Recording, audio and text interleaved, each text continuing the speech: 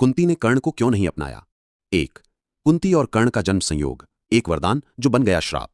कुंती को यह वरदान ऋषि दुर्वासा से मिला था कि वह किसी भी देवता का आवाहन करके उनसे संतान प्राप्त कर सकती हैं।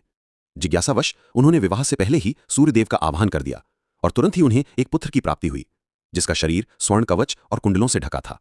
लेकिन समाज के डर से कुंती ने उस नवजात कर्ण को नदी में बहा दिया। यह निर्णय उनका नहीं था, यह उनका डर, सामाजिक लज्जा और विवशता थी। लेकिन इस एक क्षण ने इतिहास की दिशा मोड़ दी। 2.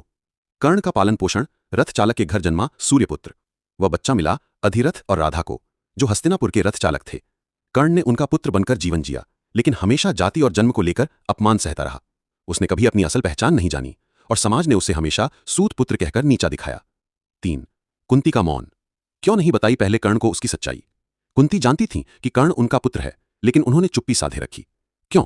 क्योंकि अगर वह कर्ण की पहचान बताती तो पांडवों की वैधता पर सवाल उठते। कर्ण को समाज और धर्म शायद स्वीकार नहीं करता। कुंती को डर था कि कर्ण और पांडवों के संबंध से महाभारत का युद्ध और उलझ जाएगा।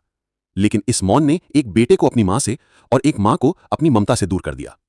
4. युद्ध से पहले कुंती ने किया प्रयास, पर देर हो चुकी थी। महाभारत युद्ध से ठीक पहले कुंती ने एकांत में कर्ण से मिलकर कहा, तू मेरा पुत्र है, अर्जुन तेरा भाई है, युद्ध मत कर, लौट चल। कर्ण स्तब्ध रह गया। फिर उसने कहा, मां, आपने तब क्यों नहीं पुकारा जब मुझे समाज ने ठुकराया? आज जब मेरा अस्तित्व दांव पर है, आप मुझे लौटा लेना चाहती हैं। फिर भी कर्ण ने वचन दिया, आपके 5 पुत्रों में से कोई न मरे, या तो अर्जुन जीवित रहेगा या मैं। यह संवाद इतिहास का सबसे मार्मिक क्षण था, जहां पुत्र ने मां को अपनाया पर मां ने समय पर पुत्र को नहीं पहचाना। 5. कुंती का पश्चाताप। युद्ध के बाद की पीड़ा। जब युद्ध समाप्त हुआ और कर्ण मारा गया, तब कुंती ने पांडवों को बताया कि वो भी तुम्हारा भाई था। युधिष्ठिर शोक में डूब गया।